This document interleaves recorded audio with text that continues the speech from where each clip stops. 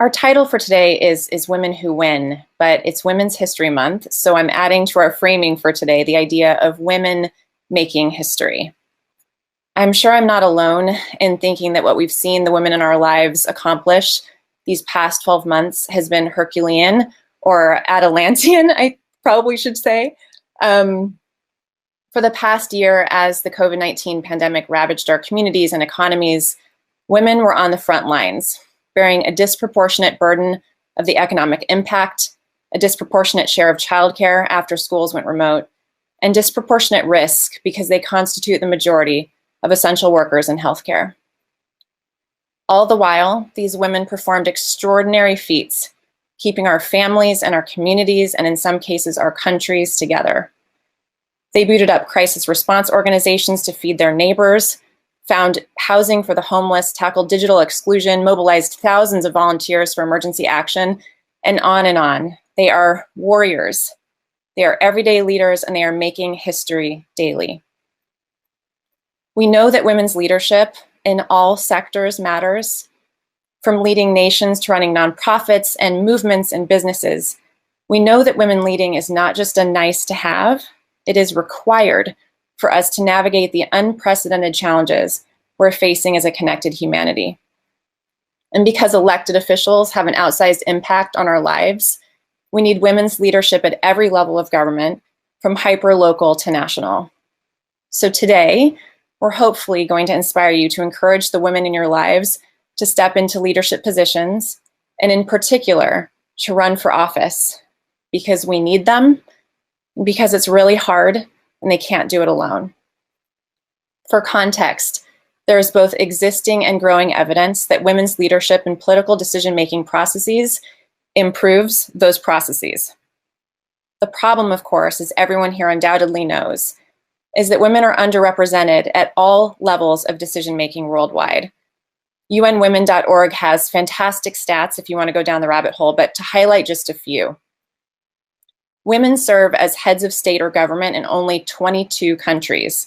119 countries have never had a woman leader, and at the current rate, gender equality in the highest positions of power will not be reached for another 130 years. It's a long time. Only 25% of all national parliamentarians are women. In 2020, only 21% of government ministers were women. And data from 133 countries shows that women constitute only 36% of elected members in local deliberative bodies. And only 2 countries have reached 50%. I also think it's a really important statistic for people in the US to know, though the general point is undoubtedly applicable elsewhere.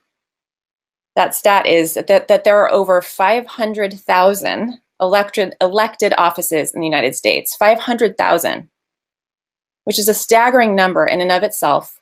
But the truly crazy thing is that, and this statistic is from the November 2018 midterms, but is very normal for most cycles, over half of all races had only one candidate.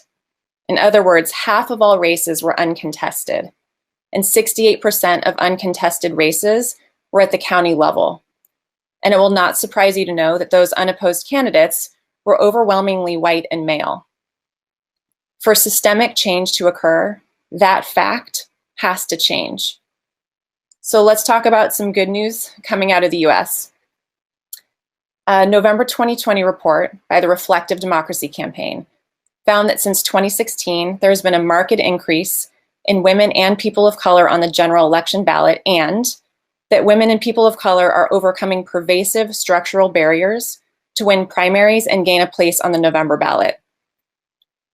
Across all levels of office, women of color have made historic gains in representation. And it is critical to note that despite mythology about electability, the Reflective Democracy Campaign's research shows that when women and people of color are on the ballot, they win at the same rates as white men. So, if you're thinking about running, or you know someone who should, please do it. I think literally all the panelists on today's call can help, so reach out to us. The tools and the resources exist no matter where you are or what phase of the process you're in. We need you. So that's the first part.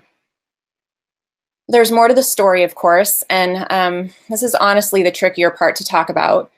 Something I think we have to talk about as we're encouraging women to lead, again, not just in politics, but in every sector, from sports to entertainment to business to movement building to science and technology and beyond. As women all over the world step up, answering the call to serve however they might feel moved to, those that believe that leadership is a zero-sum game get worried. And worried is probably putting it mildly. We know that historically, when women step up, backlash ensues. Many of us have lived those cycles personally. Our Chief Strategy Officer, Hilary Doe, is mid-process on a piece that tracks the moral panic in different eras following women's rise to leadership, including post-2016 here in the US. The threats and intimidation tactics that women face as they step into public-facing leadership positions is hard to comprehend and brutal to experience. And it's pretty constant, no matter how not incendiary you may think your actions are. Like, for example, one of our team members emailing folks about an event like this. Women putting themselves out there are bombarded with awful messages of all varieties, whether by email or social media or text. And those messages are, of course, just the tip of the iceberg. People on this call have either themselves experienced or know women who have been harassed, threatened, harmed, or in some cases who have lost their lives because of their choice to lead. It is devastating, and we have to talk about it because it affects all of us. Leadership always takes courage, but I would argue that women stepping up to lead and into the spotlight, especially now, need quite a lot of it, as do the people supporting them. So while we're specifically talking today about women's representation, this is about everyone. This is about, as my friend Pat Collare says, who we want to be for each other. We have a lot of work to do, and it starts by listening, hearing each other's stories, and supporting each other as we face the task of leading, which is an excruciating, incredible, painful, beautiful, and powerful choice. A choice that isn't just made once. The choice to lead is made over and over and over again every day. And speaking for myself, that's sometimes a hard choice to make. And I know I have needed the support, not just of those who identify as women, but of everyone in my life to keep making it.